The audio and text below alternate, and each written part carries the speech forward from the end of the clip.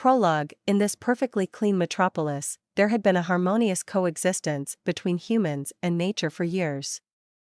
The city was breathtakingly beautiful, and the architecture spoke of a magnificent creativity and attention to detail. The people were proud of their city and worked hard to make it even more beautiful, but on this warm autumn day, everything changed. Suddenly, a massive portal opened and a giant blonde woman with bright blue eyes, standing nearly 200 meters tall, stepped out from another dimension. She wore a white shirt and blue jeans and was barefoot. At first, people thought it was a vision or a dream, but quickly realized she was deadly real. The extremely huge giantess immediately began to destroy everything in her path. Buildings were crushed like sandcastles, and people were trampled like ants. Despite her beauty, she was absolutely deadly. The people of the city were in a panic and desperately tried to protect themselves from her, but it was hopeless. The giantess moved with unimaginable strength and speed through the streets, leaving a trail of devastation behind her. The people had to accept that their perfect city was doomed to destruction. A saleswoman stood at her stall in the market square, enjoying the perfect day, when suddenly a loud rumbling caught her attention. Janoska turned around and saw the towering giantess slowly approaching her and the other people. Panic broke out and the people tried to flee. But it was already too late for them. Janoska tried to quickly pack up her goods, but she was paralyzed. The giantess approached her stand and she closed her eyes, expecting the worst. But suddenly she felt a strong hand that grabbed her and tried to pull her away from her stand. She opened her eyes and saw a young man who wanted to bring her to safety. She followed him, but they couldn't be fast enough to escape the giantess. They heard the rumbling of her footsteps behind them and knew it was only a matter of time before they were caught. The young man looked around and realized they had no chance. He pushed Janoska to the side and stood in the way of the giantess. Janoska screamed as she saw the giantess's foot falling onto him, crushing him instantly with a thundering boom. Janoska fell to the ground and felt her world collapsing. The mighty giantess's beautiful but equally deadly barefoot slowly rose, revealing her perfectly shaped footprint in which were crumbled buildings and the completely crushed remains of several people, including the young man who had just saved Janoska's life. The ruthless giantess continued her rampage and destroyed everything in her surroundings while Janoska lay dazed on the ground. The tiny woman watched as the giantess moved further and further, destroying everything in her wake. Hello, you down there! I'm Lyxe, a 662-foot-tall axolotl kaiju girl. I can breathe underwater and have incredible regenerative abilities, typical of axolotls. I have a long tail that I could theoretically use as a weapon, and of course, I have huge feet to flatten and crush anything under. My best friend Ryung is an Asian giantess, dedicated to helping planets in need. But Ryung has been missing for several months, and I am very worried about her. I search for her everywhere, and do not hesitate to use Ryung's portal technology to search for my missing friend, even on distant planets.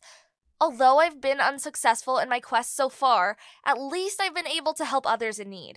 Well, I also had a lot of fun when I admittedly wrecked some cities, but I was really able to help a lot of people too. You don't believe me, because I'm just a huge destructive monster, right? How could a giant kaiju girl like me do any good? Here is an example. I saved the inhabitants of an entire planet that was about to die. I was able to evacuate most of the planet's population before it was destroyed by ruthless miners. As a gigantic creature that could get even bigger due to the size-changing and giga growth technology of my high-tech bracelet, this task was quite manageable. I put many people in my backpack, carried others with my hands, and even picked some up with the soles of my feet so they stuck to them. And I brought them all into my world through the portal, where they are safe now. I can look back happily and say that I saved as many people from this planet as possible. The people of this ancient civilization were very grateful, even though they initially thought I was a giant monster from hell. Now they're all just happy to be alive, even if they have to get used to the planet of Magura, my current homeworld, where all of nature is vast and gigantic compared to humans. However, that should suffice as a brief introduction to myself. I hope you enjoy the following story. On Magura. Today, Lyxe sat cross-legged in her garden, gazing at the tiny people contained in a glass container that was set into the earthy floor before her. To her it was like watching ants in a terrarium. Most people simply went about their daily work to make a living, but some occasionally looked up gratefully at the huge axolotl girl and waved to her. Typically, Lyxe wearily waved back with a smile, happy that she had saved these people and kept them alive. And they were truly adorable little creatures. Although she hadn't fully grasped the fact that these human beings weren't actually small, but rather she herself was gigantic. Standing at 202 meters tall, Lyxe was one of the largest bipedal beings in the entire known universe. Despite being aware of her size and power, she was far from arrogant. While she relished the feeling of being immense and overpowering others, she knew she was vulnerable and in need of others. And right now, she needed her friend Ryung more than ever, but she was nowhere to be found. As she observed the tiny people and daydreamed sadly, she suddenly felt a small touch on her left hand. Surprised, she looked down to see Bardas was standing there. He was the mayor of one of the villages she had saved from the destroyed planet of Anthero. "What's troubling you, Lyxe? You look concerned," he said softly. "Oh, hello Bardas, good to see you." It's nothing. I'm fine. Lyxe, the honor is all mine. You know we are forever indebted to you and cannot thank you enough for everything you've done for us." "Oh, not at all. I enjoyed doing it. It was actually my duty to help you." Bardas wasn't interested in small talk, so he brushed aside Lyxe's last remark and got back to the heart of the matter.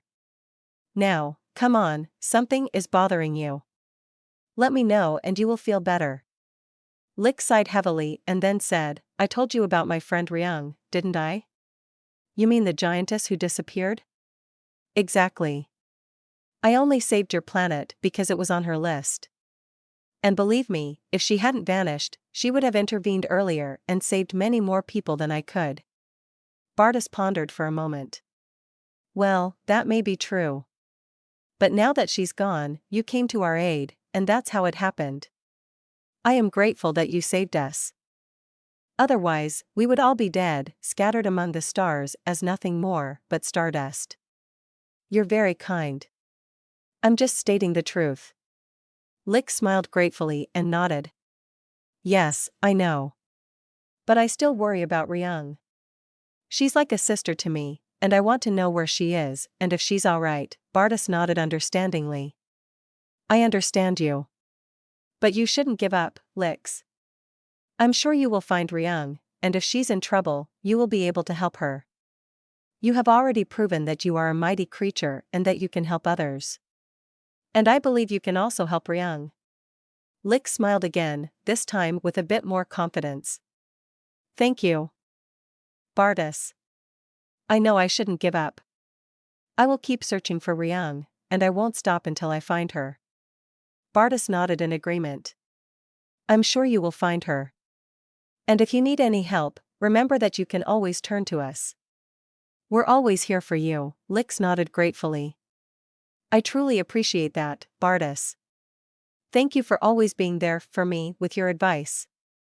And I'm very thankful that you care very much for all the others. That is very helpful." Bardas smiled. "Of course. We are all interconnected in this universe and must help one another.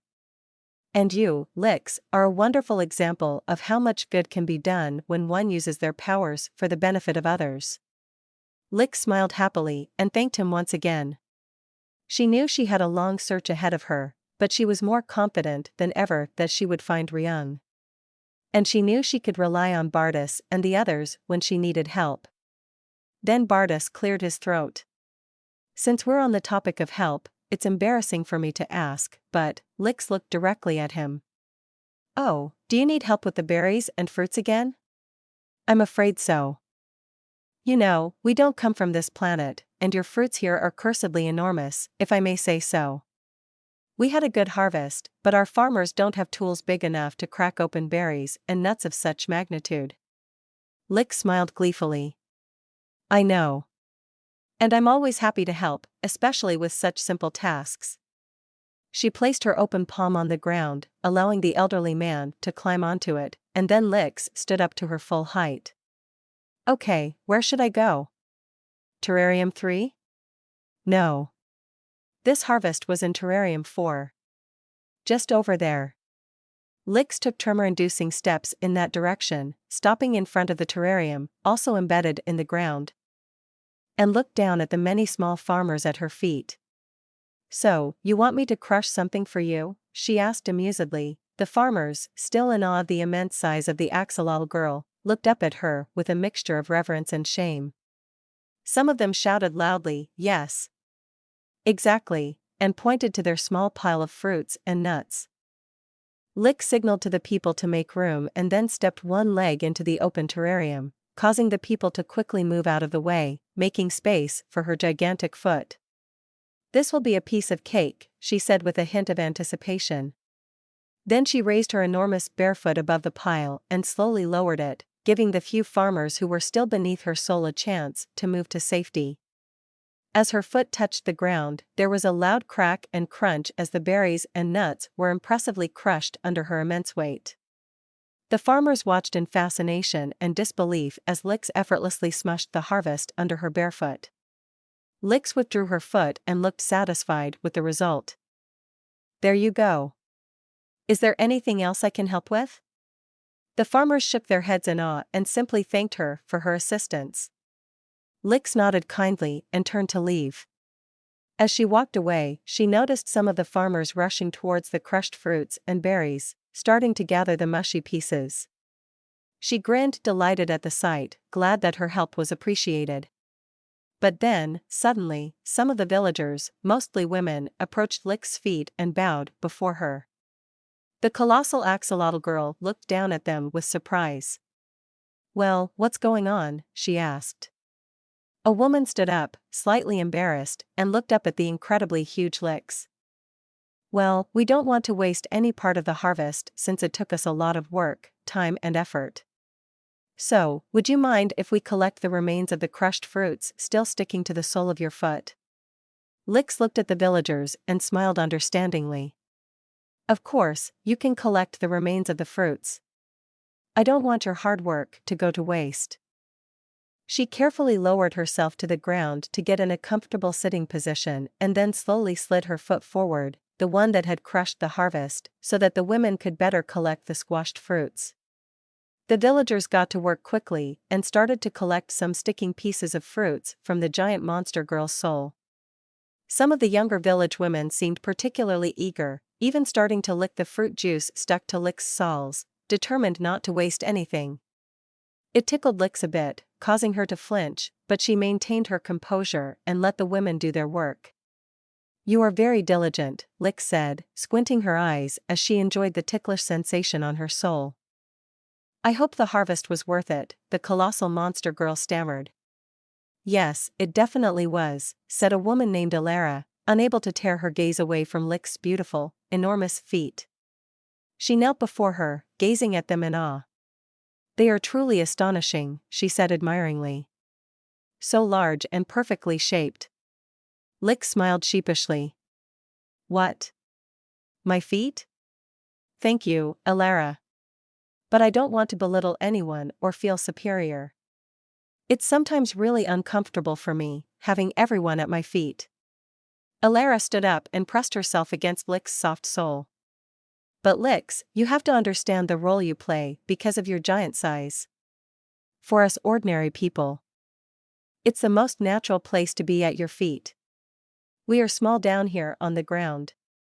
And besides, we respect you for who you are, not out of false subservience." Lyxe couldn't see Alara because the tiny woman was hidden behind her foot, but she could feel her movements all the more clearly. And knowing that Alara was sincere and truly felt the way she said helped Lyxe better understand her role as a protector in this part of the galaxy. "I understand," Lyxe said thoughtfully. "I greatly appreciate your words." Just as Alara was about to cuddle Lyxe's toes, a distant alarm suddenly sounded. Even for Lyxe, it was unfamiliar, and she was particularly surprised when she realized it was coming from Ryung's house, which was built in an Asian style but partly carved into a mountain. Lyxe moved her giant foot away from Alara and the other tiny villagers, carefully standing up to her full height. "Huh? I've never heard such an alarm before, what does it mean? Alara asked anxiously. Lyxe shrugged. I have no idea, but I'll go check it out. Maybe I'll find out. But anyway, as a giant, it's my concern, not yours, small people. So please just go back to work and help the farmers. Lyxe walked away and cautiously entered Ryung's house, stepping through the typically Asian-designed rooms that were unrivaled in their well-crafted simplicity. Eventually, Lyxe found the room from which the signal was emanating. The room contained several computers and screens, some apparatus, and a workbench. She remembered that Ryung used to work here often, probably planning and preparing her missions from this place. There, she saw a holographic representation of an elderly-looking Asian face hovering in the middle of the room. Hello, Lyxe, the female face said with a nervous voice. Lyxe widened her eyes. I remember seeing you before when Ryung was still here. What was your name again? The face raised an eyebrow. Just call me Sui. Lyxe was surprised but also frightened as Sui told her that a distant world was under attack and that Lyxe had to travel through a portal to check what was happening there. Otherwise, millions of lives could be wiped out. Lyxe was speechless. I don't understand, she stammered. I'm just a simple giantess. How am I supposed to assess the situation alone? What is happening? And why are millions of lives in danger? Is the planet being destroyed? Like what happened on Anthero back in the day? I mean, I don't want to be caught off guard by such infernal flames again. Sui sighed. I know it's a lot to ask, but unfortunately, I don't have any further information. My scanners only show that numerous life signs are disappearing. It appears to be a terrible attack on a single city. That's all I can say, and you are the only one who can investigate it. I hope you can save these people. Lyxe wasn't sure if she could do it. But she knew she had to take action. It was her duty. I will try, she finally said. Ryung would do the same. So, I have to take care of it while she's not here. Sui sent her the coordinates on her wrist computer and explained how she should proceed. Lyxe was nervous, but she knew she couldn't waste any time. She opened a portal and stepped through, ready to find herself in another unfamiliar world. Archenemy ahead. The city's inhabitants screamed and ran in all directions as they saw the colossal figure of the blonde giantess, moving mightily, menacingly, and extremely lethally through the streets. She stood about 600 feet tall. Her eyes as blue as the sky. The residents could only watch as she trampled numerous houses and people with her bare feet, as if she intended to annihilate an ant colony. What the hell is happening? A woman screamed, clutching her children's hands. We need to get out of here, a man shouted, running towards his carriage.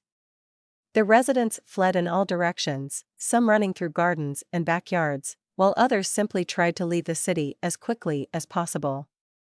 Chaos, screams, and the crashing of collapsing buildings echoed everywhere. A woman named Kira held her 2 children tightly by the hands as she ran through the overcrowded streets of the city. The crowds had panicked and were trying to find safety, but it seemed hopeless. Kira knew she had to act quickly and thoughtfully to protect her children. Suddenly, she heard a deafening noise, and as she turned around, she saw the colossal barefoot of the giantess crashing onto a row of houses. The foreign giantess, with her luminous golden hair that already seemed otherworldly even without her enormous size, had already trampled countless houses and people alike. Kira couldn't believe what she was seeing. She knew that she and her children were in mortal danger. But how could they defend themselves against a giantess like this? Was there even any chance for them to survive this day? Kira tried to push through the crowd and get her children out of the danger zone, but it was too late. A dark shadow loomed over them all as the giantess lifted her gigantic barefoot over them with just a small step. Desperate people everywhere screamed in absolute terror as the giantess lowered her foot, pressing them all to the ground. Kira screamed as well, trying to push her children aside, but the giantess had already trapped them under the sole of her foot, along with Kira herself and countless others. The pain was unbearable, and Kira felt her life slowly slipping away. She could only think of her children and hope that they were safe. But sadly they were not. Men, women, and children alike were slowly flattened and utterly crushed under the enormously huge barefoot of the giant woman. Kira suffered the same fate as her children and everyone around her. The foreign giantess grinned triumphantly as she heard the cracking and crunching sounds, feeling countless people being crushed to death beneath her sensitive soul. Eureka sighed with satisfaction and looked down upon the fearful people scattered everywhere around her, either paralyzed as they stared up at her or frantically attempting to flee. I suppose I should introduce myself. I am Eureka, from a world you have never heard of before. You all certainly fear me, and rightly so, for I am a collector. And I have come to crush you all to gather your life energy, she declared in a resounding voice. The gigantic woman briefly crouched down, a mix of fascination and feigned pity in her eyes as she gazed upon the crowd at her feet. I know you don't want to die. And I am aware that each and every one of you is an infinitely valuable individual, with friends and families and so on. As she spoke, she gently stroked the crowd with her index finger, touching their heads and even knocking some of them over. Withdrawing her finger, she took a deep breath. And that is precisely what makes it so special for me to crush you underfoot. Your lives, no matter how diverse and precious they may be, all end under my wonderful saws. Isn't that exciting? Eureka smiled gently down at the fearful crowd, relishing in their obvious terror. Then she slowly rose to her full height and asked, Are you ready for your demise beneath my feet? If not, you'd better prepare yourselves. The people screamed in despair once again, and they ran frantically in all directions as Eureka lifted her barefoot for the next step. She laughed playfully. Always the same with you. As if you had a chance to escape me. But, of course, there was no escape. Eureka's enormous foot came down upon a large group of helpless people, mercilessly pressing them all down. There was a loud crunch, and screams were silenced as the blonde giantess gradually applied more weight onto her foot, savoring every moment. Each step I take brings me more energy, Eureka declared contentedly. I derive so much pleasure from feeling your pitiful bodies getting crushed beneath my bare soul. Some people begged her to stop, but Eureka ignored them and continued, her feet like mighty presses, crushing and pulverizing everything and everyone beneath them.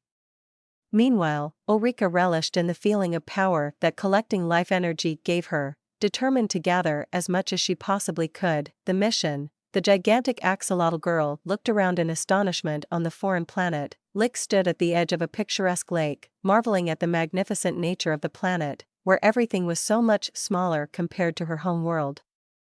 She looked around and discovered a variety of plants and animals she had never seen before. Some small, playful creatures hopped around and some of them even onto her huge feet, and she smiled as she felt their ticklish touch. What strange creatures live here, Lyxe mused to herself as she observed the little beings that resembled a type of leaping dog.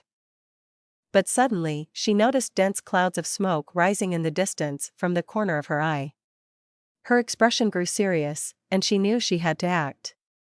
As a mighty giantess, it was her duty to protect the existence of life on other planets, but she also knew she had to be prepared for anything. She took out her communication device from her pocket and activated it. Sui, I have arrived and have noticed that there are indeed problems here. I see plumes of smoke in the distance, possibly caused by a big fire or something. A holographic image of Sui's Asian face appeared in front of her and replied, Lyxe, I'm glad you have arrived. Unfortunately, I cannot provide you with any further data. But if you describe everything to me you encounter on your way, I might be able to draw conclusions. Lyxe nodded determinedly and gathered her courage. It's definitely good to hear your voice, it makes me feel less alone. The gigantic axolotl monster girl headed towards the plumes of smoke, marveling at the foreign yet breathtakingly beautiful nature of the planet. She walked through forests filled with exotic trees that barely reached her ankles and made satisfying crunching sounds beneath her soles whenever she stepped on some of them. She saw colorful animals darting around the trees that she had never seen before, and here and there, she admired magnificent treetops with bright yellow leaves that seemed to glow in the sunlight. If she didn't have more important matters to attend to, she would love to pause and simply admire the stunning nature of this wonderful world.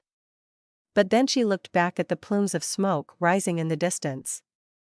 "That can't be good," she murmured, concerned, and started to run towards the clouds of smoke, causing tremors with each of her powerful steps, trampling countless trees and bushes beneath her feet.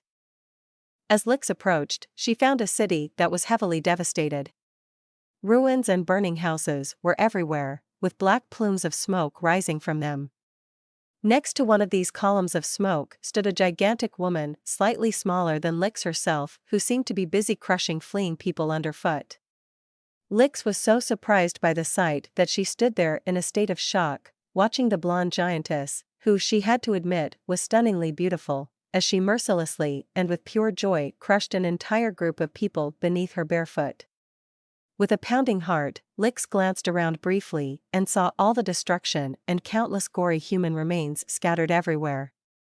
What are you doing?" she finally asked uncertainly, still shocked by all the suffering and death around her.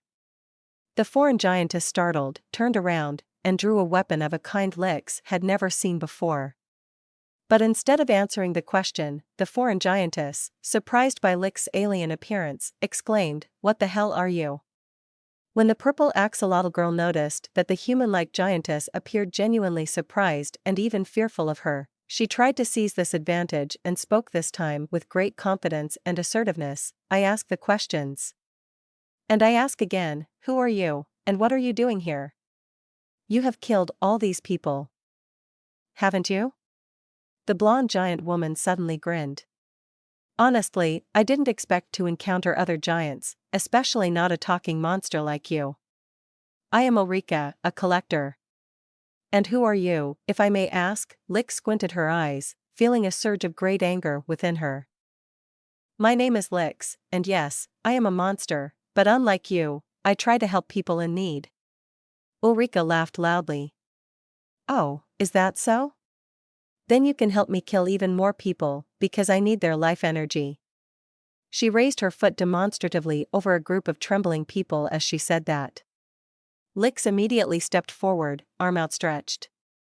"No. Wait. Don't do that." But the mean giantess had already completed her step, crushing all the helpless people beneath her. There was a loud crunch under her foot as Eureka admitted, "It feels so good to end their lives. I could do this all day. Don't you want to give it a try too?" Full of rage, the axolotl monster girl let out a loud roar. Her voice echoing like thunder through the area, even making the giant Eureka's ears ring. Lyxe charged forward, executed a spinning motion, and swung her mighty tail towards Eureka. The blonde giantess managed to duck just in time, raised her weapon, and fired a red laser beam at Lyxe, which luckily was blocked by her protective energy shield. Eureka stood up, perplexed. "Oops, a shield? I want one of those too." Lyxe turned to her and hissed bitterly, "So you have no protection? Good to know. Then eat plasma." She quickly activated the blaster integrated into her wristband and fired an orange glowing plasma beam at Eureka. But before it could hit her, the blonde giantess grew exponentially, so that Lyxe suddenly stood in her shadow, looking up at her. The now giga-sized Eureka arrogantly looked down upon the axolotl girl. "I would love to play with you a bit more, little one, but I have more important stuff to do here." Lyxe was so shocked that she didn't manage to activate her own giga growth in time. Just a second later, Eureka's barefoot thundered down on her with full force. Darkness. A muffled rumble. Pain that seemed to penetrate her entire body. Breathing was difficult, and she felt dazed and utterly exhausted. Slowly, she opened her eyes and tried to stand up, but her whole body felt weak and heavy. What happened?" Lyxe whispered, feeling as though she had aged 40 years. Dazed, she looked around, but there was no trace of the unfamiliar giantess. Everything around her was flat, completely flattened. Lyxe widened her eyes and quickly stood up, ready to fight again. But there was no one there. Eureka had vanished. Gasping for breath, Lyxe glanced at the chronometer on her bracelet. What? I was unconscious for over 4 hours? Then she looked around intensively and realized that nothing remained of the once bustling metropolis.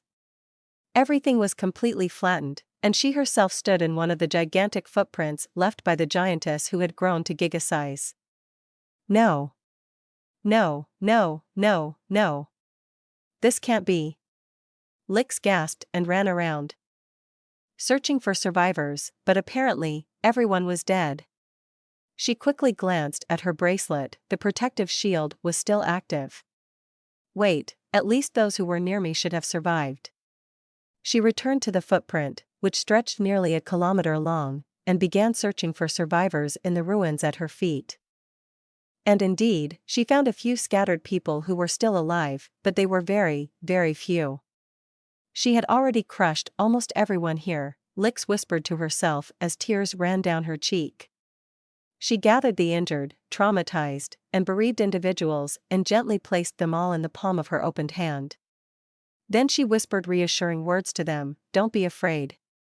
I don't want to harm you. I came to help." At that moment, a powerful wave of sorrow washed over Lyxe. She could no longer hold back and began crying loudly, "I have failed. I'm sorry. I'm so sorry. So many have died, and I can't do anything about it." She stumbled to a nearby lake and fell to her knees, sobbing bitterly. But when she saw her reflection on the water's surface, another shock hit her. She was old. In disbelief, she touched her face with her free hand and noticed it was wrinkled and lined. "What has happened to me?" Then she heard the faint voice of a man in her hand. It was her. She drained everyone's life energy. "Everyone else is dead, and we survivors aged extremely." Lyxe looked at her hand and observed all the people lying in her palm. Indeed, they all looked quite old. The axolotl monster gasped, "But how is this possible? And why did she do this? Why does she kill so many people? Why? Why? I don't get it." A woman in her hand looked up sadly at Lyxe and spoke. "We can be grateful that we're still alive. I witnessed her crushing thousands as if they were nothing but dirt to her. By the way, my name is Janoska. Thank you for standing up for us. Whoever you are certainly not a monster." Under normal circumstances, Lyxe would have reaffirmed that she was indeed a monster and that she is perceived as such everywhere. But she didn't have the strength to argue and had completely different concerns. Sniffling, she activated the life sign scanner on her ankle bracelet, displaying the data on her bracelet. She continued walking through the city, gathering all the survivors she could find. After a few hours, she had only found 219 people. No one else had survived. Since these people had lost everything and obviously needed medical assistance and probably mental help too, Lyxe decided to take them to Magura, her homeworld. She opened a portal and returned. The people she had rescued or gathered from other planets, who now lived in her garden, warmly and compassionately welcomed the 219 survivors, immediately providing them with the best care they could offer. However, they couldn't undo the trauma and immense pain they had endured. Lyxe watched as the little ones were attended to and cast a grateful glance at Bardas. Bardas could barely meet her gaze, as he could all too well imagine the immense emotional pain Lyxe was currently experiencing. He wondered how the young giantess managed to bear such pressure at all. That was the fate of a true heroine. He wanted to be there for her and simply said, "Let's talk about it later, Lyxe. I will listen attentively." Lyxe sadly nodded at him and then went wordlessly to Ryung's house, where she sought out Sui. Before Lyxe could say anything, Sui said calmly, "I know what you want to know. The aging won't be permanent. Your vital signs are already improving rapidly, thanks to your physiology and your exceptionally good regenerative abilities. You're lucky to be an axolotl giantess. I think in a few days, you'll be back to your old self. I mean, the young self." Lyxe looked at the hologram sadly. What about the survivors? The hologram contorted its face thoughtfully. They will recover, but they won't be able to regain their youth like before. They were lucky to have survived at all. Thanks to you. A tear rolled down Lyxe's face. Thanks to me? It doesn't feel like a success. In this city, millions of people lived, and I only saved 219. I have completely failed. Sui couldn't entirely disagree, but it was clear that the axolotl girl was being too hard on herself. You shouldn't see it that way. You didn't know what awaited you. We had never encountered hostile giants before, let alone ones with such peculiar abilities. Lyxe looked at Sui with rage. That's true. Next time, I'll be prepared. I will kill this Eureka. She must suffer for her evil deeds. I will tear her apart. With these words, Lyxe turned around and walked outside. She would regenerate. She would train and prepare herself. And when the time came, she would strike with full force and no mercy. Sui watched the gigantic axolotl girl with concern. I hope she knows what she's doing. If only Ryung were here. The end. This was Lyxe Emergency Alert, an original story by Cormany Media. Lyxe and all other characters are original creations by Cormany Media. For more stories, subscribe to our channel, and if you want to support our work, check out our Patreon page, where you can access exclusive content. Thank you very much.